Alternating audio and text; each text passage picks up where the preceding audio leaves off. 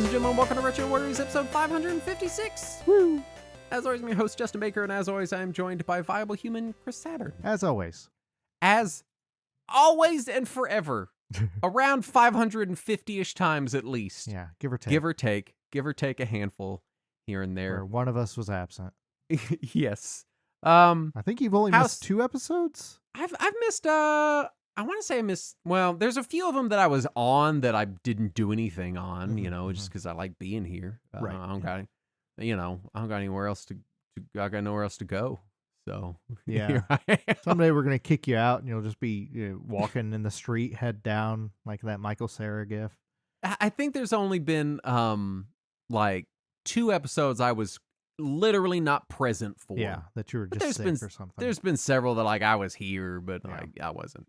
You weren't really here. Yeah. Housekeeping. If you didn't hear, Matrix is our new home. Discord, friendship with Discord over. Matrix is our new best friend. We live in the Matrix now. We live in the Matrix. I do like that we're on a Matrix server because I can Just be so like, we see can you in make the that Matrix. joke. It's great. nice. Can't not make that joke. Yes, and then it's people great. show up and we're like, welcome to the Matrix. And then there's Matrix gifts. Yeah. If their client sends gifts, that's a little complicated. Yeah, But if you want to come chat with us in our self-hosted Matrix server, there's a link in the show description. Yes. As there is a link in every show description for the last like 300 episodes. Yes. And they all retroactively will link to the link tree that now takes you to the Matrix. Yes. Well, The Matrix. not the Matrix, a Matrix, our Matrix. I don't know how to describe Our this Matrix anymore. server. What really sucks is I spent 100 hours putting this thing together, and you know what's really hard to Google? Help with Matrix. Matrix not working. Yeah. How to make custom emoji in the Matrix. And instead it just shows you how to dodge things in bullet time. It is unhelpful. Yeah. Anyway, my week. The demo for Vampire Crawlers came out. Yes. And I played that. It's very good. I don't think I'm enjoying it as much as you guys are. Shut up. I'm not disliking it. It hasn't hooked me yet. I'll say this. The first zone, I was like, this is fun. I like this. But then the second zone, it starts to you start to get that Vampire Survivors tip of like, it's getting wacky now. Okay. Like once you've unlocked 5 or 6 people and you're like, because I I've think only sometimes unlocked it's one person.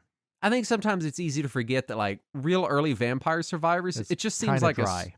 it's dry. It's playing it straight, and all of a sudden it hits this tipping point where you're like, oh, this is fucking Looney Tunes. Ridiculous, yeah. And by I think it only is the 2 zones in the demo, but when you hit the second zone, you unlock a couple more people. It gets a little more Looney Tunes. Okay. Which what I'm is waiting fun. for then. But I'm very much enjoying that.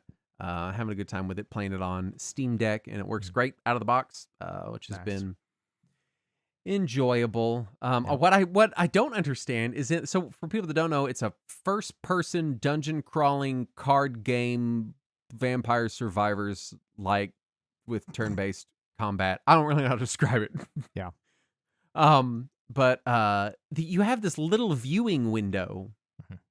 And I wish they would make it full screen so I could see more periphery. I know it doesn't matter because it's the graphics aren't why you're here.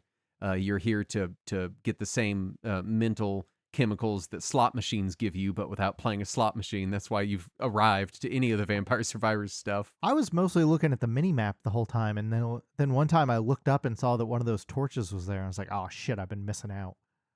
Eventually, minor spoilers, I guess, for the second zone, you can get an item that will show you all breakable items on the map. Oh, nice. So you don't have to track them down, which that made it a lot more fun for me because then I having can to make sure exclusively look at the mini map. because having to make sure I got every little nook and cranny of the map and found everything was kind of getting annoying. And then I was like, oh, they just got rid of that, which is kind of Vampire Survivors' thing.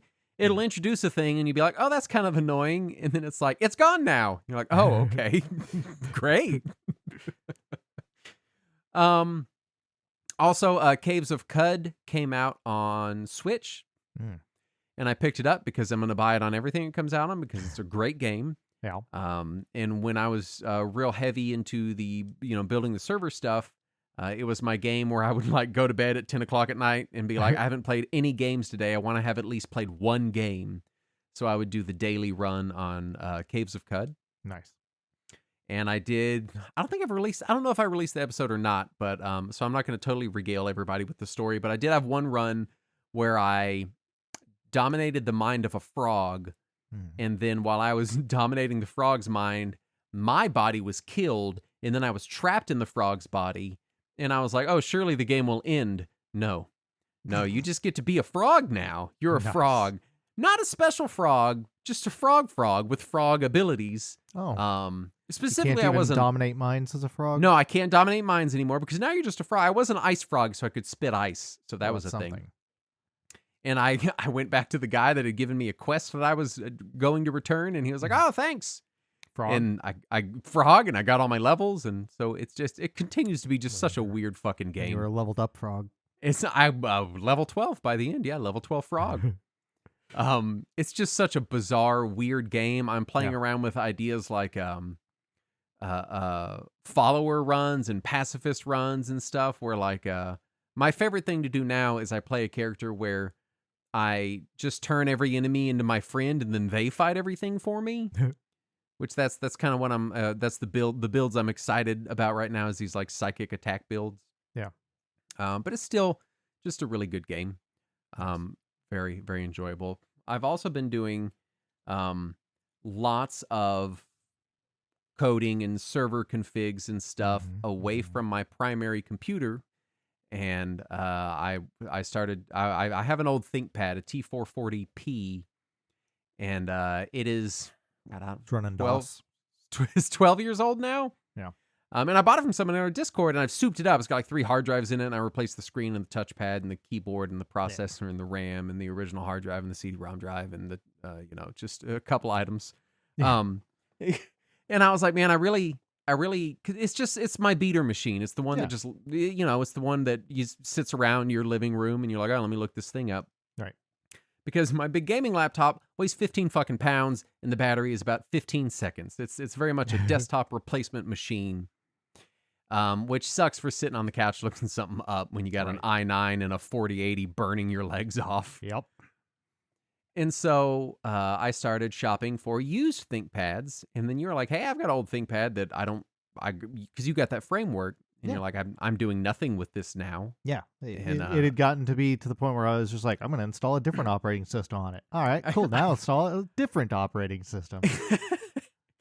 And you have opted to let me trial that and then see if I want to buy it, which I'll already tell you I do. I love it. It's a fantastic machine. Nice. It is a ThinkPad X13 Gen 2, which is it's by no means a beefy machine, but it's been so long since I've had it, like a little 13-inch like Ultrabook thing with like 5-6 hours of battery. Yeah. That I'm like, oh my God, this is so nice. It's so nice. Yeah, I was just looking it up. The T440 came out in 2013. Oh.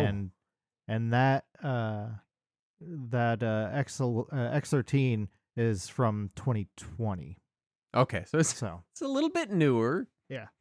But it's great, man. I'm having a blast with it. You kindly installed Linux Mint, so when I showed up, it already had Mint, and I was just ready to roll. And I've already done a bunch of coding on it today, and it's just been nice. It's been a long time since I had the little nice portable slim laptop, and it'll do a little bit of games. I played a game or two on it. I played some. What did I play? Something. I played a bunch of games on there. Vampire Survivors, stuff like that. It boots those just fine, runs them just fine, It'll handle some games pretty well. I played quite a bit on there. That T440P will not handle any games well at all, unless they're literally from the 90s, and then it might. I could run Heroes of Might and Magic 3 on it. That's about the limit of its capabilities. But Anyway, that's what I've been doing. What have you been up to, Saturn? I've been chipping away at Dragon Quest VII, going kind of slow roading it. Granted, I've been working a lot, so I haven't had as much time to play as I'd like to. I want to start it so bad. But that is one of the things I like about Dragon Quest VII, is it's a game that you can slow road. You can just play one little chunk each time you play, and you'll feel like you're making progress because the game is segmented into all the different little islands, and each one has its own story. So you feel like you've gotten kind of like micro JRPG dose every time you do one of those things. So if you only get through one island, you still feel like you've made some progress. Right. And I'm enjoying it. It is a little weird because it feels like it's Dragon Quest VII in fast forward. To the point to where like I just got to an area. I'm like, how am I already here? This should be deep into the game, and I am already here. But it's neat. It is neat to play fast forward Dragon Quest VII. Yeah. It's like somebody telling me a long story but skipping all of the details, so they're just like hitting all the important points and being like, oh, you'll figure out the rest. You got it. You got it by now. So that's neat. But I did need something simple and casually to play on my laptop while I was sitting on calls at work. Sure. And for some reason, I decided that game was Glittermitten Grove. So I went back to Glittermitten Grove. I've played a bit of. Oh, man. I still love that game. But didn't really ever get too far into, yeah. So, first of all, for anybody who hasn't played it, go play it until the thing happens at least. And you'll know when the thing happens when it happens. I'm not going to say any more than that because I don't want to spoil it because it's too good. It's too great. Also, don't look at any of the pictures on Steam. Don't look at that. They are unrelated. They have nothing to do with what you're going to play. I promise. That's definitely not a massive spoiler. Anyway, but just the base game is still fun. It's just a cute little fairy town management idle game. And every time that I get to the thing, I'm like, but I was in the middle of building my fairy village. Let me go back to my fairy village. Yeah, wait a minute. No. When you finish the thing many dozens of hours later, well, maybe like 3 hours later, it will kick you back to the fairy village. And then I'm like, no, I want to go back and replay the real game again. So there's some whiplash there, but I am still enjoying it. It's just such a like the base like fake out fairy village game is still pretty fun. Yeah. And it's worth playing with, but then it gets weird because of course it gets weird. Of course it does, because it's the Frog Fractions. Yeah, that's what I was trying to not say is that it's Frog Fractions. Sorry, but everyone. It does get to that, yeah. Look, anybody that doesn't know what Glittermitten Grove is doesn't know what Frog Fractions is. True, that's a good point. But you need to play both of those anyway. You should just play them both. Is what we're and really, I'll say this: even if you know what you're going in for, it's still a good. You'll never know what you're gonna get. Yeah. Yeah. It's just still absurdity. Still a good time. Let's do some of the news. There's so fucking much again. Yeah. First up, Nintendo has released Pokemon Fire Red and Leaf Green. Leaf Green? I'm tired. Leaf Gleam ROMs on Switch for $20 each. Yep. Which, you know, I was just bitching a couple episodes ago. Why don't they put the fucking Pokemon games on the eShop? Why are you wasting time? And here they are. As far as I know, there's no online or anything. There's no. I don't know if it has online. I know it is just vanilla ROMs with no like special features, no anything interesting. It's all just vanilla original version ROMs, which is fine. I mean, of course, that's what I would expect from Nintendo. But for 20 each feels steep. It feels pretty fucking steep. Granted, these are great. I love Fire Red Leaf Green. We just did an episode on them not long ago. They're some of my favorites. But somebody pointed out that the day that those released, they were $20 each, or for $14 from the eShop, you could get all of the Mega Man Battle Network games at once.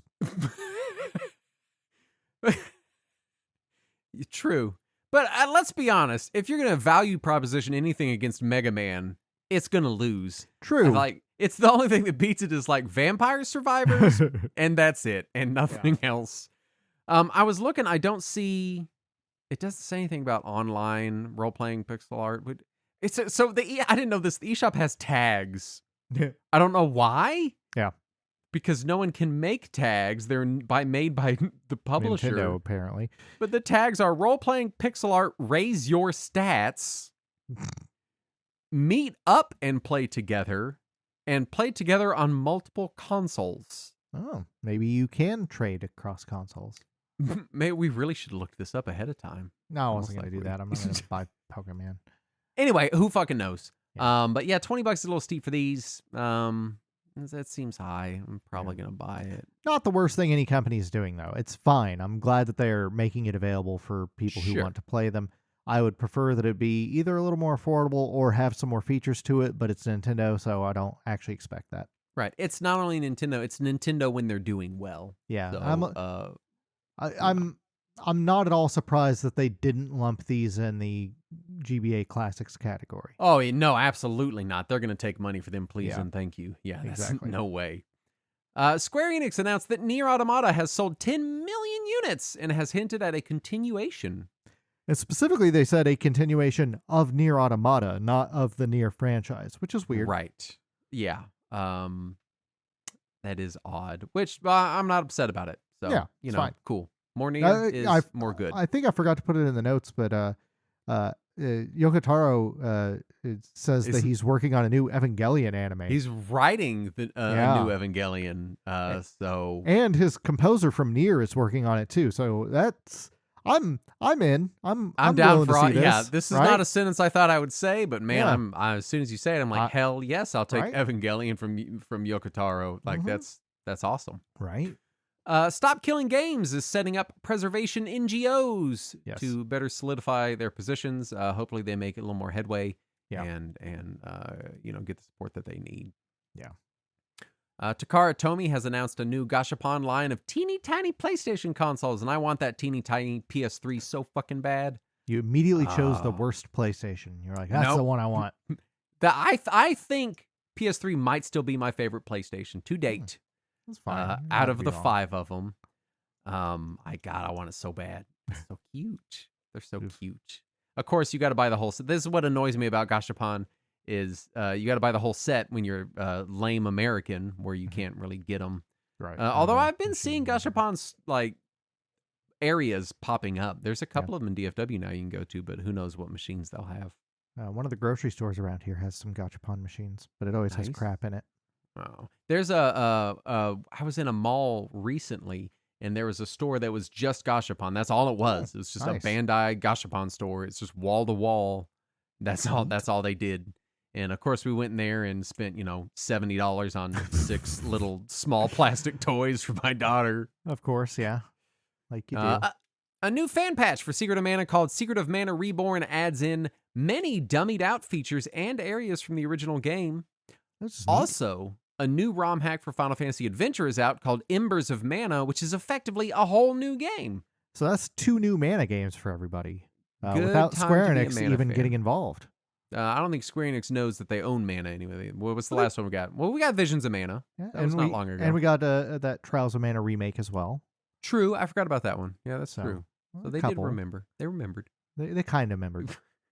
Saints Row design director says he was ghosted by Embracer Group when he pitched a prequel, and he's kind of indicated that the series is probably dead.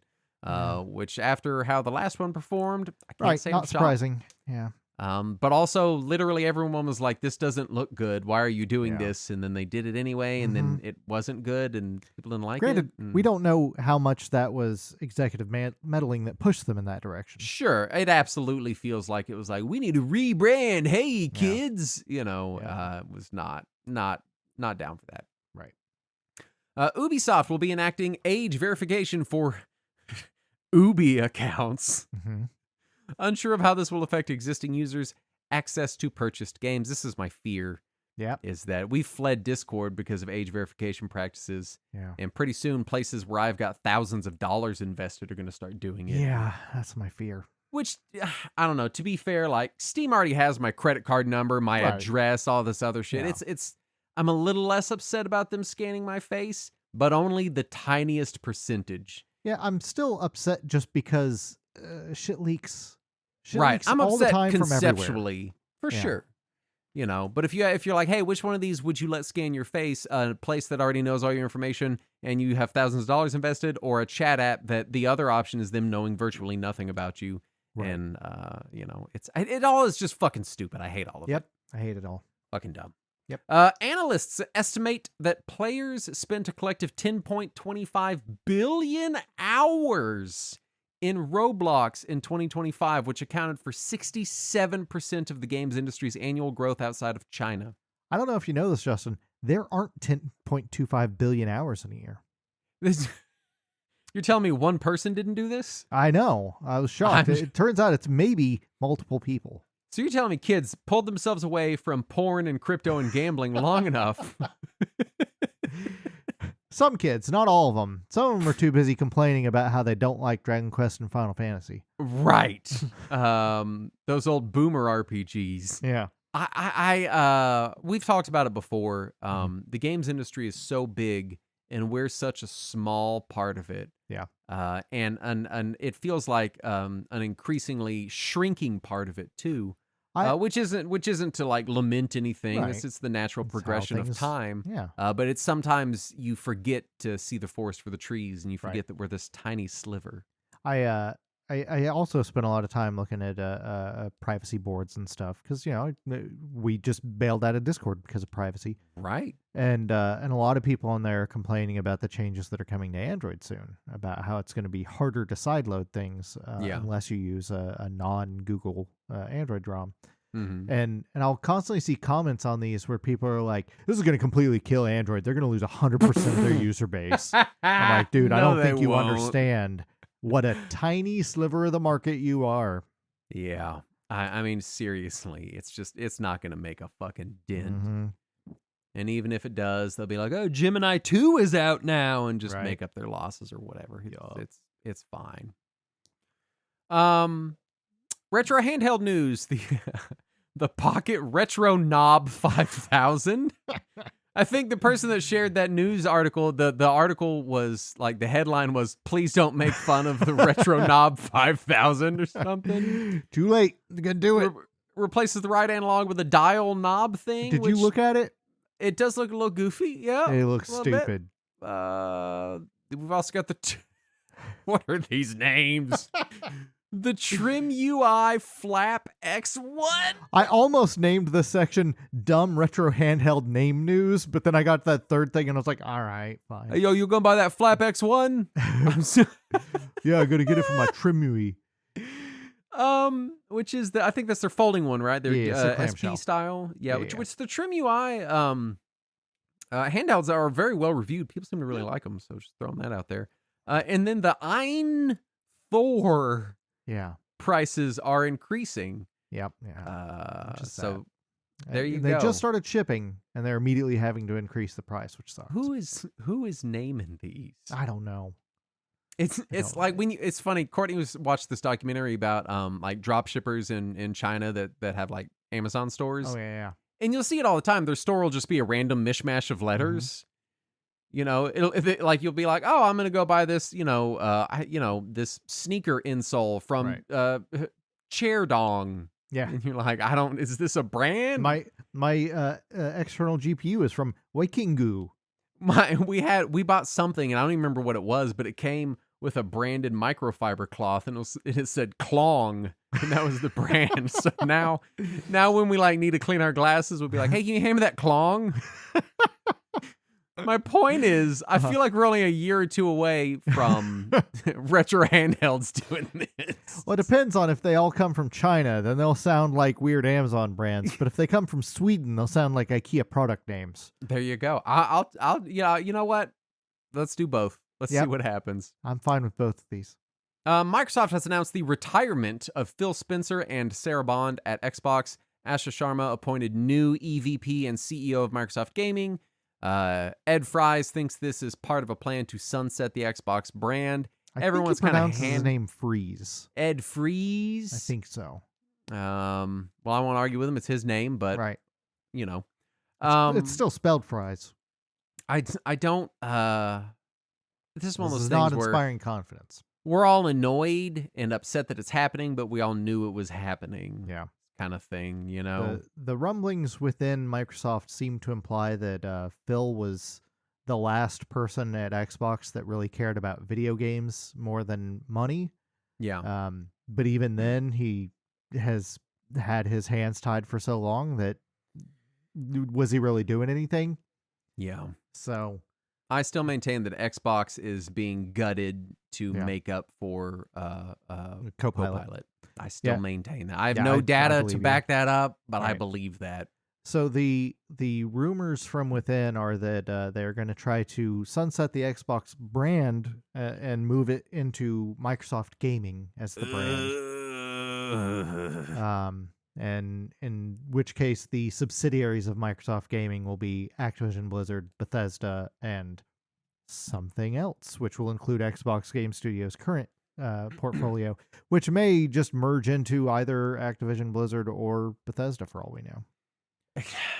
It really makes you look back on the consolidation that happened with Microsoft and the companies they scooped up, and it really points to why this type of massive mega corporate consolidation is so problematic in the market, because they scooped up massive brands, which granted they were all already under parent companies. Yeah, and they were all already doing horrible corporate things. Right. They all got swept under one umbrella, and now that umbrella is getting fucking closed for reasons kind of unrelated to anything going on with the companies. I think what you're forgetting is that Xbox wasn't making the most money.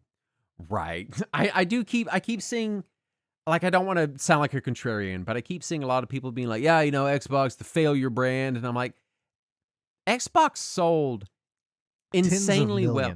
They sold like 50 million Xbox Ones. Yeah. If that's a failure, then what the fuck are we doing? Yeah. And I get it. Were they number one in the market that they were in? No. They weren't even number two. No. But you're making billions of dollars on this shit, and it's not good enough. Like, how, I know I'm getting so off topic and it's just like economic discussion, but how fucked are we when companies are making billions of dollars and going, yeah, that ain't enough? Like, what? What? Yeah. Xbox brand is a failure. It has been a mainstay in the gaming space for over 2 decades. Yeah. What are you talking about? But it's not number one. So I just, I get so frustrated. Yeah, same.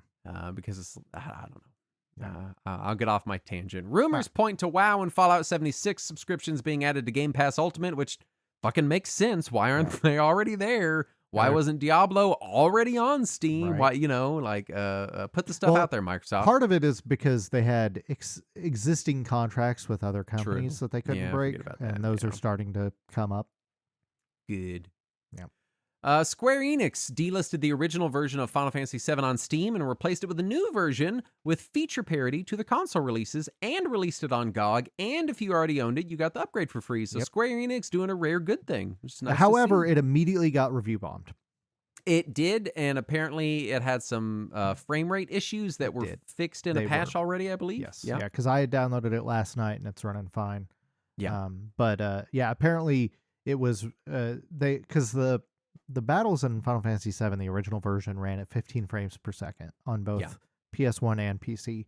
And they had apparently tried to bump it to either 30 or 60 frames a second, but they didn't compensate the speed of the animation or the game logic. So it was just running faster. And then if you also turned on the 3x boost, it would be 3x on top of that. Yeah. So it was apparently stupid.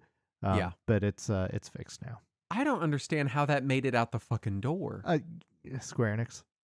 This is Square Enix's, I'm just going to say, most important game they've ever made. That's the remake. But we wouldn't have gotten the remake without the original. Granted, but who wants to play the old blocky game now, though, Justin? Historically, I think Final Fantasy VII is their most important single title. Probably. Or Dragon Quest 1. I could see the argument for that, but just to see them you wouldn't have Final Fantasy VII without Dragon Quest 1. True. But at that point, if we're going to get reductive, we'd be like, well, without the invention of electricity, right? Exactly. We wouldn't have. So, but I think my point is, you could make the argument. You could convincingly make the argument that it is their most important title they have ever made, and for them to just shovel it out the door with fucked up battles, like, how do you not notice that? Do you not remember the first time they re-released it on PC? I do not know. Oh, because when the version that they're replacing now, when it first came out, you could only buy it through the Square Enix online store. That's why I don't remember it, because I wouldn't have fucking done that. I'd have been like, nah, I'm good. It was like a year or two later they finally ported it to Steam. So you had to install it through the Square Enix store. If you wanted to use the in-game boosts, you had to turn on cloud saves so that it would upload your save to Square Enix's server, then log into a website to go to a portal where you would turn on the boosts on your save file, and then it would download it back to the game. And then you would have to restart the game, obviously. Truly incredible. And the installer was being flagged as a virus by Windows 7. Awesome. Yeah. Nailed it. Yep. Discord delays age verification until, quote, second half of 2026. So basically, they're just going to wait until we all kind of normalize it and go, oh, I guess we don't need to flee to other platforms and get complacent again, and then they're going to spring it on us. Yep. So I'm very glad that I'm out of there. They just moved it from March to July and hope that the bad press will scoot past. They're just literally going to wait it out. EFF put out an article that was like, Discord is voluntarily doing this. They're not being compelled to do it, as a reminder, so everyone remembers that. It's God, get off Discord. There's so many options. Join us in Matrix, and I'll tell you about all the options. I'll tell you all about them. I've done all the research.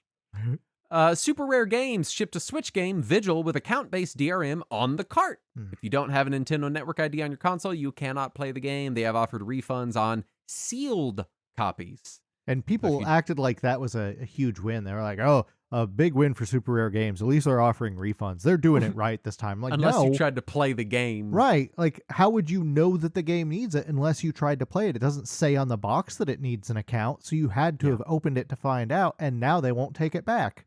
Stupid. Yeah. Stupid. Not a fan of it at all. RoboCop Rogue City publisher Nacon has filed for insolvency. I believe they're a French company. I know they're European, but I don't remember definitively. They might be. They've done a handful of games that you may or may not remember. Mostly, I don't know them. So yeah. They got a few notable ones. But they apparently bought out the Test Drive franchise from Atari when Atari was doing their fire sale. Oh, well, there you go. There you go. New York State has sued Valve, stating that their loot boxes are gambling. They are. And you know what? They are. Yeah, of course they are. Yep. What the fuck else would they be? I am all for a judge finally deciding definitively that they are gambling, and maybe we can have some regulation around it. That's not they're just going to legalize gambling for children. I know. I know. Let's be honest. Just like they legalize sports gambling for everybody in the world, they're going to legalize and it's going so well. Child gambling. LRG and Marvel announced Marvel Maximum Capital X Collection includes X-Men Arcade, Captain America and the Avengers, Spider-Man and X-Men Arcade's Revenge, 2 SNES Spider-Man brawlers, and unfortunately Silver Surfer, the NES version, and several unannounced games. So this is looking pretty cool. Yeah, it's a neat collection. What's weird is of the games that they have announced that are on the collection so far, only one of those games is from a company that still exists. Which was the Konami X-Men game. The others are from Data East, who's gone, Acclaim, who is gone, and Silver Surfer was from a company called Arcadia, who has been gone for a long time. Yeah. So I am impressed that they were able to get the rights to all this, is where I'm getting at. So it's I'm glad to see that work being done somewhere, even if it's fucking LRG. Yeah. Videogamer.com has been banned from Metacritic for submitting AI-authored reviews, which kudos to Metacritic for taking action on this. Right. At least they seem to care. And fuck you, Video Gamer. Do some journalism. Right. Speaking of known journalists, Jason Schreier reports that Sony may discontinue releasing their single-player games on PC, which I think would be a huge loss. Yeah, that would suck a lot. I was surprised they did it in the first place, to be honest. Me too, and so many of them, realistically. But I get why they would do that because, exclusivity and selling hardware and all that. But it sucks. Right. I feel like they had a good system of like wait a couple years and then release it. Like, sure, by the time it's $20 on PS5, release it for $40 on Steam. You make extra money. It's on another platform. Everybody's happy. Yeah. Red Octane is trying to revive plastic music instruments with Stage Tour. I have not looked at this. How's it looking? It looks like Off-Brand Rock Band. Okay. I'm okay with that. And I saw a couple of articles that labeled this as former Guitar Hero developers are involved. And then if you read the fine print, it says Red Octane, a company made of people who used to work with Guitar Hero developer Harmonix. Good job, journalism. Yeah. So, no, it's not actually people who developed Rock Band and Guitar Hero. It's the people that used to work at Red Octane who used to work with Harmonix. So, I don't. I'll keep my reservations on Wait this, and but we'll see. see. Yeah. We'll see how it is. And finally, Netflix has retracted their bid to purchase Warner Brothers Discovery, meaning Paramount Global will likely be acquiring WB Games, including the Bally, Williams, Midway, and Atari Games libraries, which... Concerning. Yeah. I'm not sure about this. I don't know. I'm scared. Yeah. It also means they get the patent to the Nemesis system from those Shadows of Mordor games. Yeah, there you go. There you go. Yay. Which brings us to our topic at hand. Speaking of being scared. Yep. Which is Color Dreams. Oh, boy. And so, again, we're still in the episode block where you did all the work, thankfully, for the shows, because I was doing all the work for The Matrix. I work for The Matrix. And you had done this episode. So Rainbow Islands I looked at, and I played a little bit of the game. And then this one, I looked at it, and I was like, oh, Color Dreams. I don't remember what that is. I've heard them. And I intentionally did not look it up so that I could be surprised, because I know Color Dreams. I don't remember what they were. Oh, they're Wisdom Tree. Is that the Bible game company? It is. Oh, Saturn, why? Why? Why would you do this? I feel like we needed to discuss this at some point. I'm away for 1 week. If we have to talk about the Bible game people? We'll get to that. Oh my God. Synopsis, or Wisdom Tree, or both. Fuck. Yep. I feel like I've been World Court tennised again, is what I feel like has happened. Now, this isn't a celebration episode, though. I was not celebrating on World Court tennis. Biographical info. Founded in Brea, California in 1989. Dissolved in 1997. First encounters. God. Uh-huh. No, that's a character in their games. I've heard of them. I think I've unfortunately played 1 or 2 of their garbage ass games. They are all garbage, yeah. But did they do the Noah's Ark one where you're picking animals up and throwing them? Correct, yes. That was in Bible Adventures. I played that piece of shit. I'm sorry. I think I played Super Noah's Ark 3D. They did that, right? They did that as well, yeah. That was a piece of shit. Yeah. Did they do the Bible on Game Boy? No. Okay. Because it wasn't a game. It was just the Bible on Game Boy. Just the King James Bible. But in my head, I'm like, they might have done it. You know, I mean, they got the rights. They bought the rights. They licensed the Bible. They licensed the Bible. They called up the Vatican. Hey, we've got a deal for you. First Encounters, Saturn. What do you got? So I think the first of their games I rented was Baby Boomer. Okay, Boomer. Yeah, it was. That's where the name comes from. Yeah. So I was already used to weird shapes in Atari cartridges. Yeah, these were the blue ones, right? Yeah, they were the blue ones. So but this was the first time I remember seeing a weird NES game. I think I saw this before I saw any of the Tengen games.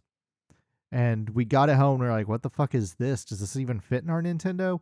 And then we plugged it in and we were like, this game doesn't work. We can't do anything. The baby's just moving. What am I supposed to do?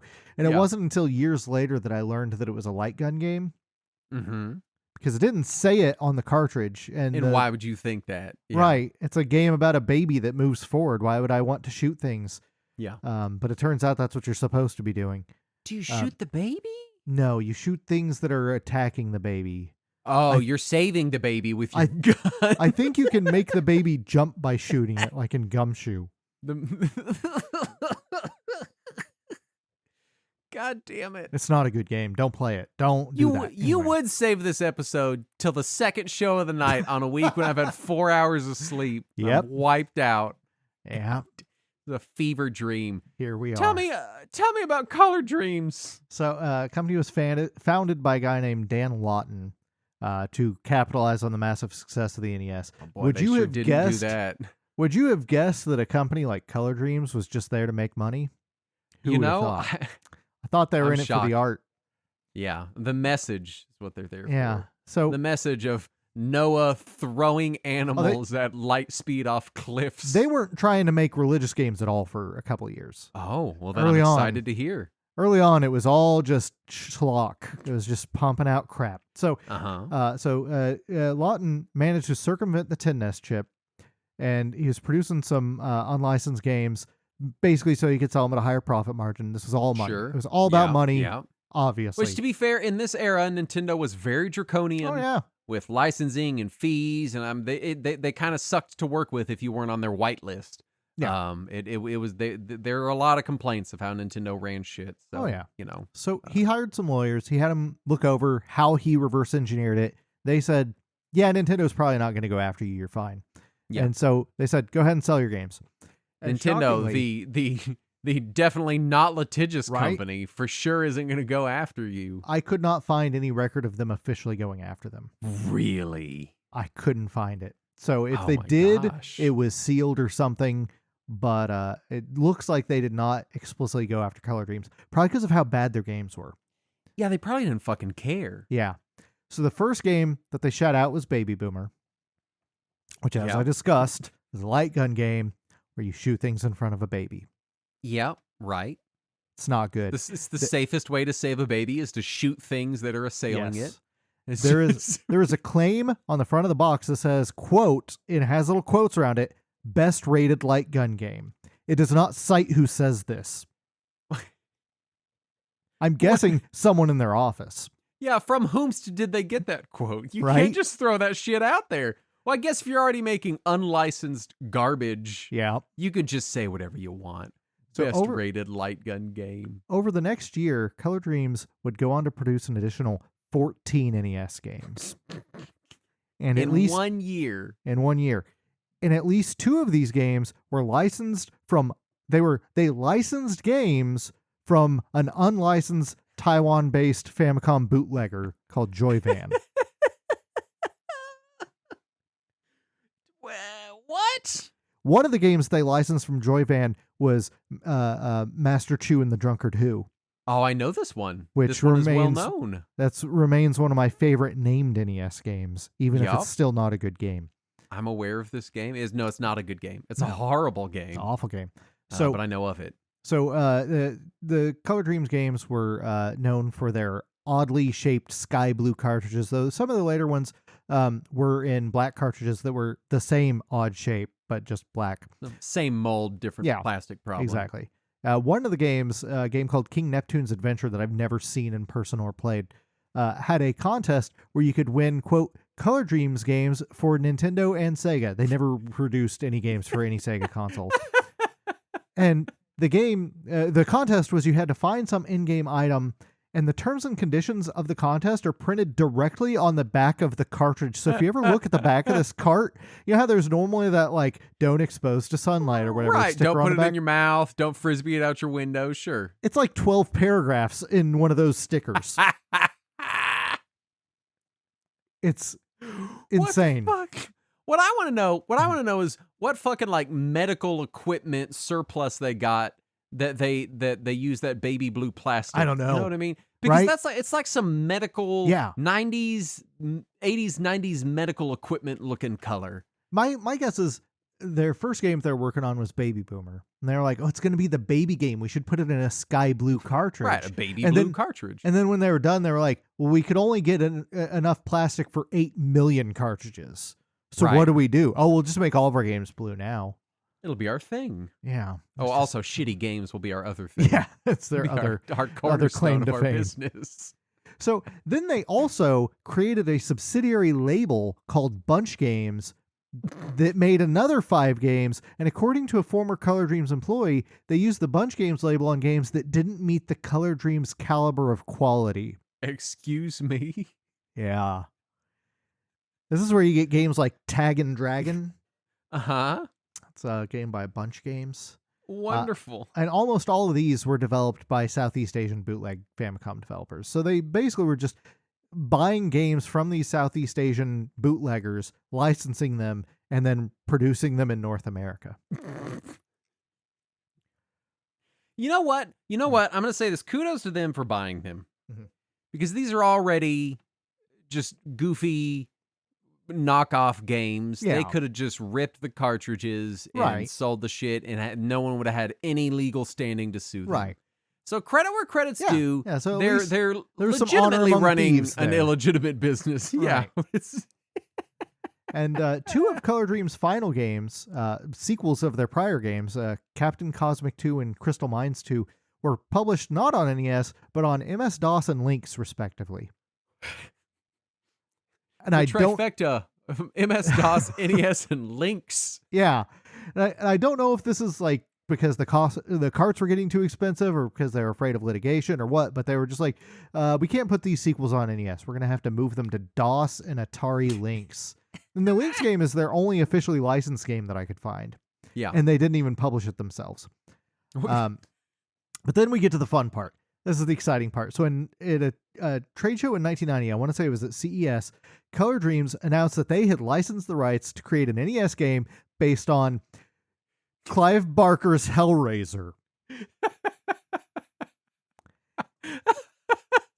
And to facilitate this NES Hellraiser game, Color Dreams announced that the game would be on a, quote, super cartridge, which was an NES cartridge that had its own internal Z80 processor, programmable array logic chips, and an additional 4 megabytes of RAM, which I remind you is the amount of RAM that the Saturn needed added to run X-Men versus Street Fighter. I was going to say 4 megabytes of RAM is a gargantuan amount in a 1990 cartridge. Supposedly, it was going to cost upwards of $200 if it ever made it to market. Clive Barker's Hellraiser on NES. And supposedly, it had technology in it to intercept the NES CPU's RAM and ROM accesses to manipulate video in real time, allowing for panning and zooming on animated backgrounds in their Hellraiser game. There's no fucking way.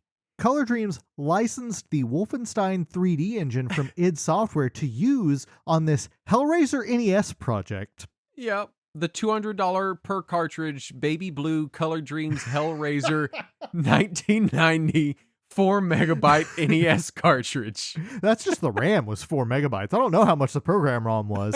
Who knows? Maybe it was a gigabyte. What the fuck? And what is happening? According to EGM, Color Dreams invested at least $2 million into the Hellraiser project.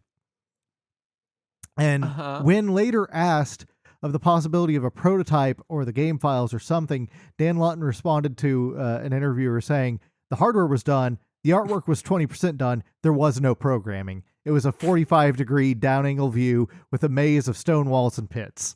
So wait. Mm-hmm. What you're telling me when you say the hardware is done but there's no programming is you got a warehouse full of RAM chips and Z80 processors.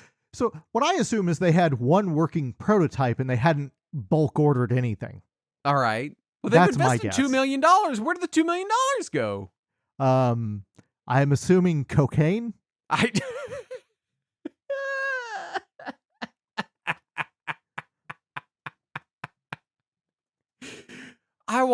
God damn it. I so badly want this game to exist. There's a couple of pictures floating out there, but they're all like the title screen. And it's just Pinhead in NES graphics. Hold on. I'm trying to look it up. Oh, yeah. And it's in this moment that I'm heartbroken that I did not have time to do anything with this episode because this is so fucking dumb. Yeah, it's insane. But yeah, you can find a couple of the like mocked up photos of Hellraiser NES that they showed at the trade show. And it's just like a title screen with Hellraiser and NES graphic, or with Pinhead and NES graphics. So I'm looking at a magazine advertisement about the super cartridge. Yeah. And they've got a picture of what I'm guessing is the prototype of the super cartridge in this magazine. Mm-hmm.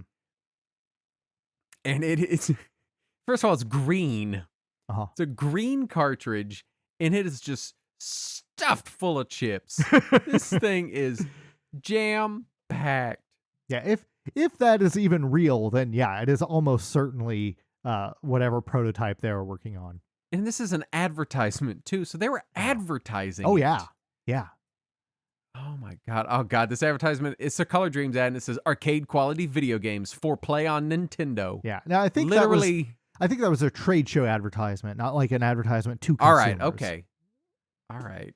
Yeah. Because no game you ever made, Color Dreams, was arcade quality. Not even close. No. I'm trying to read this ad copy. Hellraiser is the first something to use our advanced technology that pushes the NES further than ever. What pushes it further than ever before? Because it's a whole fucking computer in a cartridge. Yeah, basically.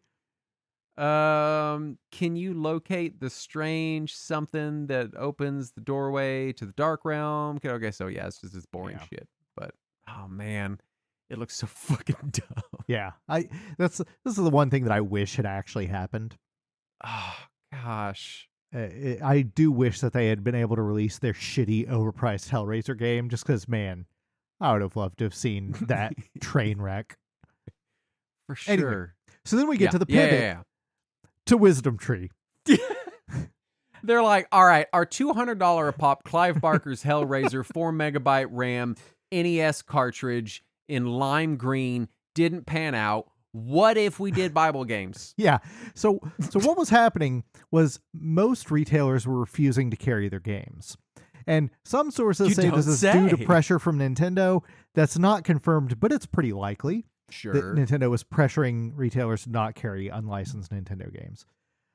So in an attempt to broaden their market and what they thought would scare off any potential litigation from Nintendo, maybe it worked, maybe it didn't, we don't know, Color Dreams pivoted into making Christian-themed video games. And to accompany the change, they rebranded themselves as Wisdom Tree. Now, I want to talk about this for a minute. Okay. And I don't know that this is what they did, but I want to talk about why pivoting into the Christian-specific market could be seen as lucrative. And this is delicate territory because we try not to get into religion or politics or anything on the show. But I was raised religious.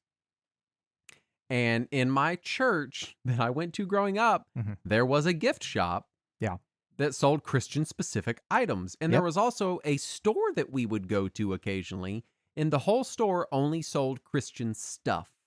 And we would usually go there for like a, Bible cover, or like whatever thing we were going for.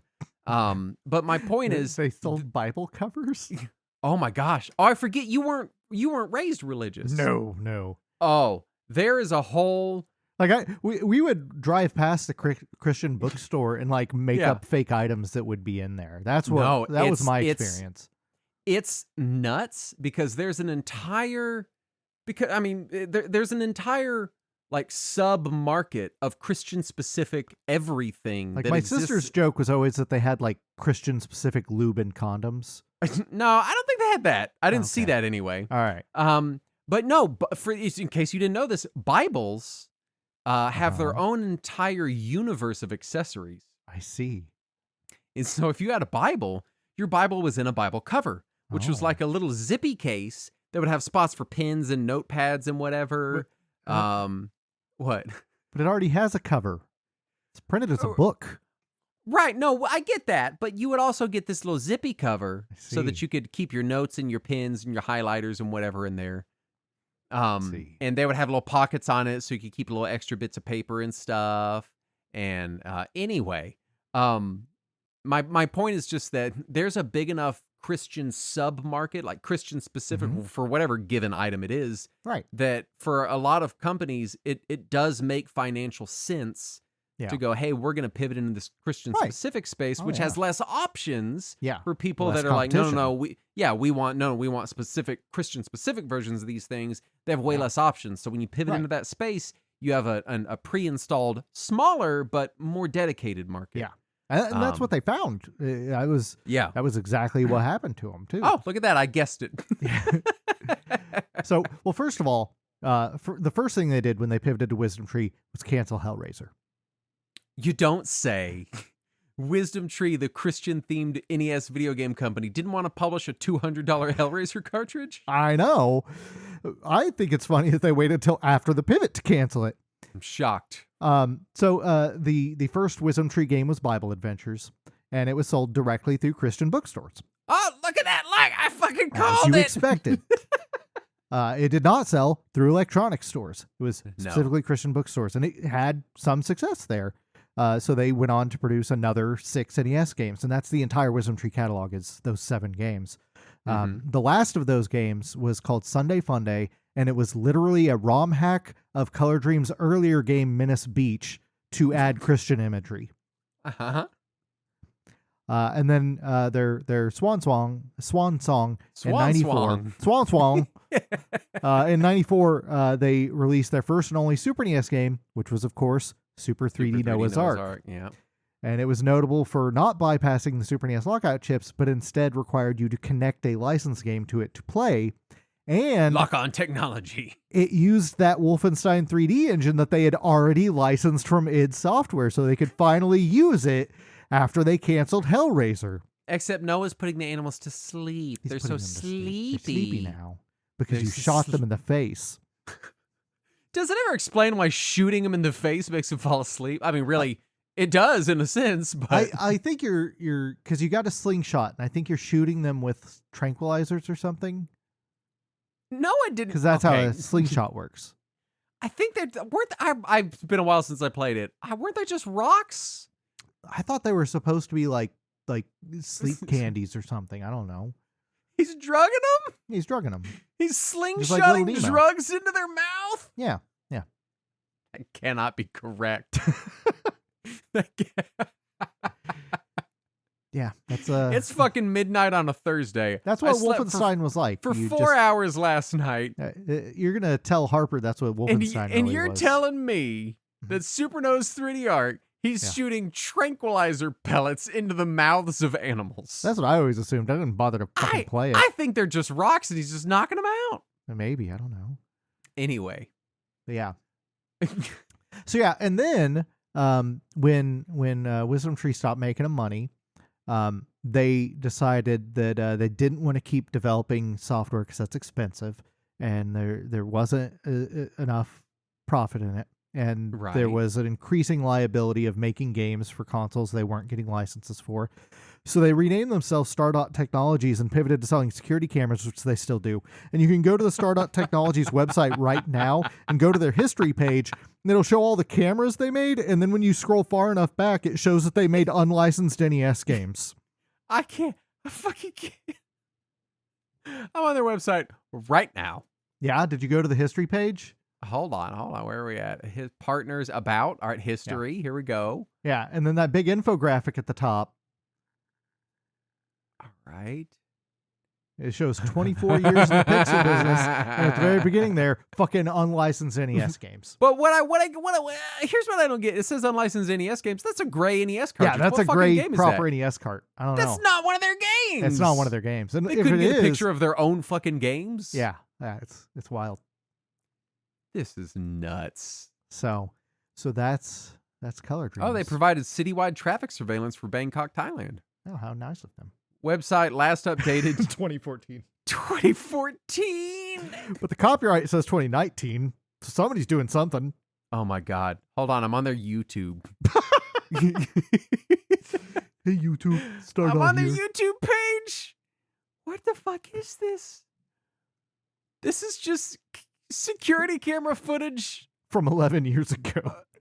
From 11 years ago of traffic cameras. Yeah. So that's what happened to Color Dreams. Wisdom Tree has a YouTube channel. So for anybody who didn't know what happened to the company that made Bible Adventures, they're making security cameras for Bangkok now. I'm on their Twitter.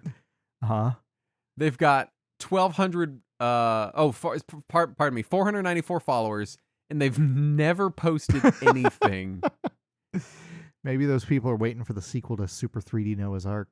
Oh, God. I don't have a Twitter, but I still want to make a Twitter and be like, hey, guys, when are you doing your next Nintendo game? Oh, we're getting to that. Oh, no. Oh, no.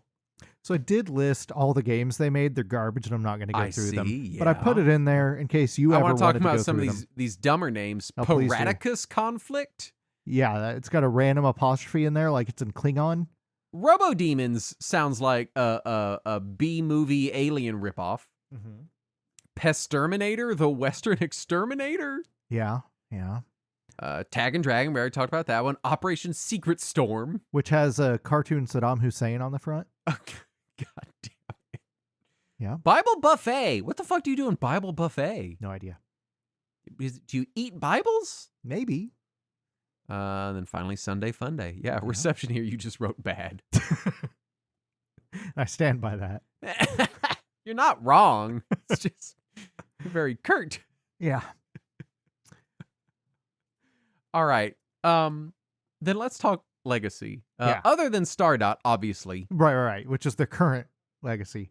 So, despite the fact that everyone agrees that their games are bad, there has recently been a small subsect of the internet that has decided they're so bad it's good. They're wrong. See, here's my thing. I love So Bad It's Good movies.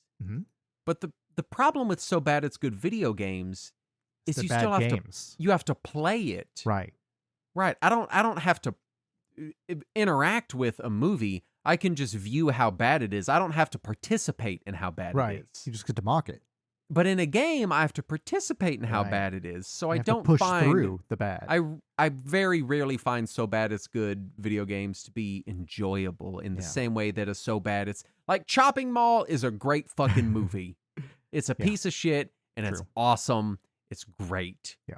But if I had to like co-write the script of it while I was watching the movie, I would be less enthralled. If I had to act out Silent Night, Deadly Night 2, I don't think I'd make it to the end. It'd be different. But you are correct. There is a So Bad It's Good contingency on the internet. Yeah. And so because of that, in 2013, Pico Interactive and Wisdom Tree re-released Super 3D Noah's Ark on Super NES cartridges. Oh my God, they did. I forgot about this entirely. And then in 2014, they re-released it on itch.io with a Steam release in 2015.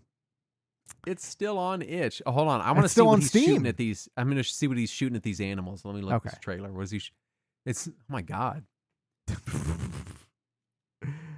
It looks like he's really hurting these sheep. Okay. Yeah, well, I mean, they got little Z's over their head. I don't think they're sleeping, man. They're sleeping. Also, I don't know what kind of slingshot this is, but it's not. Oh my God. He's got a fully automatic slingshot. It's got like a. It's the Wolfenstein 3D engine, man. I mean, I get it, but holy shit, dude. So yeah, after the itch.io and Steam releases, Pico and Wisdom Tree successfully crowdfunded a Wisdom Tree plug-and-play device so that you could get all your Wisdom Tree games in one place. Just the Wisdom Tree games, not the Color Dreams games. Whoa, wait. You're feeding them. Yeah, that's what I said. You shoot pellets in their mouth. Yeah, but it's food. It's not tranquilizer pellets. They're just regular food. And then they want to take a little nappy because they got full tummies. Oh, I see. All right, tell me about this garbage-ass plug-and-play. Yeah, so there was the plug-and-play. It just had all the Wisdom Tree games. None of the Color Dreams games, just the Wisdom Tree games. There's no Hellraiser prototype on it? There's no Hellraiser prototype for some fucking reason because they hate us. And then there was another Kickstarter in 2017 to produce Noah's Ark for NES, Mega 3D Noah's Ark for Genesis, and the Wisdom Tree Collection for Game Boy Advance. This campaign was also successful. So all those were produced. NES, Genesis, and GBA Wisdom Tree collections would release between 2017 and 2018. The Genesis and GBA collections were ports of the NES games. The collection was also released on Steam in 2017 because people have no taste. None of the pre-Wisdom Tree games have ever been released over the years aside from the Sunday Funday version of Menace Beach. Yeah. But all of the Wisdom Tree games have been re-released on various consoles over the years, which is absurd and should never have happened. Have you seen the Kickstarter for the arcade with a K? Their plug and play. Oh, I think I did hear about that, but I don't remember it. They have the coolest looking off-brand NES controller included in this fucking thing. Hold on, I'm gonna put it in the chat. It's so radical. Oh yeah, there you go. Oh, it's so stupid. And then the system itself, I think it is the controller, but then in the video, the guy's holding a regular NES controller. So I think it's just a mock-up. I don't know, man. Oh, have you seen what the official one that they released was? No. Oh yeah, it's even uglier. It looks like it's a 50s diner themed NES controller, and that's the entire plug and play. Oh no. I just sent you a picture of it. It's fucking gross. It's just red and white checkerboard. Oh no. I do want to get these and put my regular NES controllers in them because they're so ugly. I kind of want to own one. But yeah, that's what the Wisdom Tree plug and play looks like. Are we done? Did we do it? God, I hope so. I think that's it. I think that's we made it to the end. We survived it. It was bad. It was bad for everybody. Nobody liked this. I feel I feel ambushed. I feel like I showed up to talk about a game company, and then you came out of fucking nowhere with Wisdom Tree. I told you it was going to be Color Dreams. It's not my fault you didn't remember what Color Dreams was. You said that, and I was like, what the fuck is Color Dreams? What do they make? And I remember I was like, I'll look it up in a minute, and then I got busy, and I just didn't do it. And I was like, man, Saturn's got it covered. Yep. God damn. I really just wanted to talk about Hellraiser for NES. That was what I came here for. The bananas thing is that you could still buy these games. Yeah, well, the Wisdom Tree games. You can't buy the pre-Wisdom Tree Color Dreams games. Those are all... Yeah, you can go play them. They're on the internet. No one's going to stop you. No one is going to stop you. You shouldn't do it because they're bad. So the Wisdom Tree games, they're on Steam. What do we got? Yep. Wait, what the fuck? What the? Oh, it's because Pico published it. You're right. All right. It is currently at very positive with 510 reviews. Yeah. Yeah. My favorite review so far is a thumbs down, and it just says in all capital letters, "poop" one time. Yeah, that's correct. That's all it says. Yeah. It's correct review. Oh god! And you can get it in the Wisdom Tree Collection, and it's Super Noah's Ark 3D, and then Spiritual Warfare, and the Wisdom Tree Collection. Yes, because they had to make a new game for it, which was. But then I saw over here, you could buy just Noah's Ark, which looks like the NES game. Is this a different NES game? Isn't the Noah's Ark NES game just one of the mini games in Bible Adventures? I thought it was, but this doesn't say it's Wisdom Tree. And so now I'm curious. Anyway, final thoughts. These are dumbass garbage games. They are. Yeah. And you shouldn't play them. I'm not saying that for any reason other than the fact that they suck really bad. Yeah, they're really bad games. They're poorly made. They're cheap. They're not good. Yeah, they're not good. I wish we could have played Hellraiser. I bet that would have been a glorious nightmare. I can't even fucking imagine what the fuck they were going to do. What an absolute disaster that was going to be. Oh, man. I want Hellraiser to have existed in the same way that Cheetah Men 2 existed. You know, in the vein that I never bothered to play it but could laugh at it from a distance. Right. I still want to know what the fuck they were even going to do. Right? Sounded like a computer that was going to interpret the NES video and live manipulate it. Yeah, it just sounds like marketing bullshit is what it sounds like. It sounds like the worst way to do that. Right. If you were going to do it. Yeah. As far as final thoughts, they suck. Don't play any of these. Don't buy any of them. They're stupid. They might have good security cameras. I don't know. Maybe they're good. Yeah, who knows? They maybe in the security camera world, people are like, "Fucking Wisdom Tree's the best." You know, the Stardot. They're Stardot. Whatever. They know it's on their website. They're proud of that NES cartridge that clearly wasn't one of theirs. Right.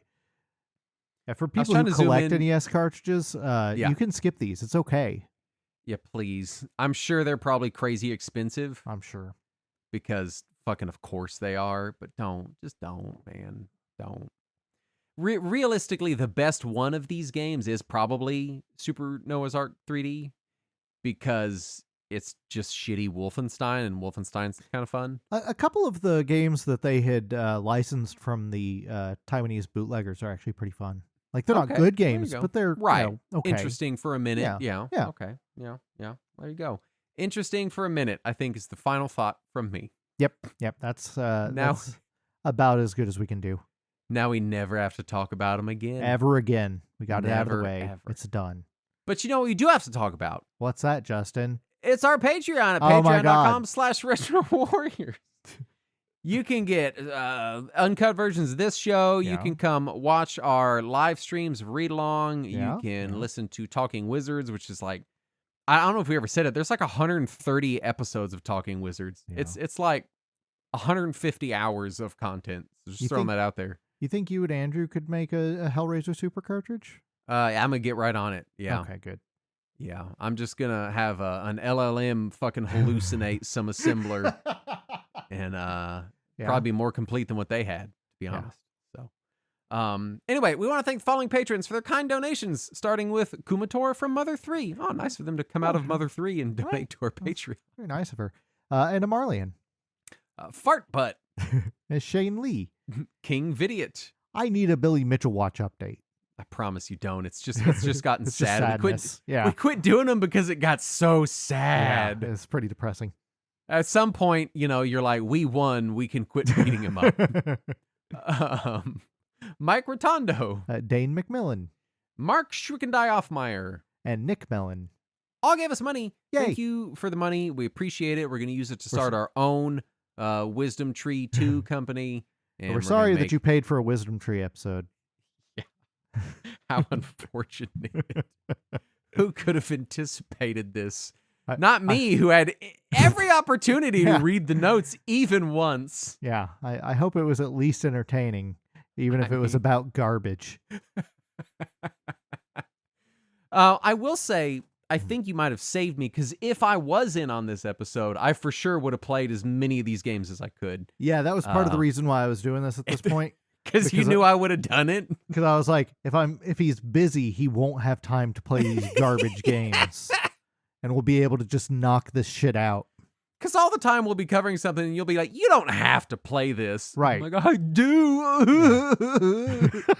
And that's what you sound like every time. That is me, yeah. That's what I sound. That's my off-air voice. Yeah, that's what you sound like.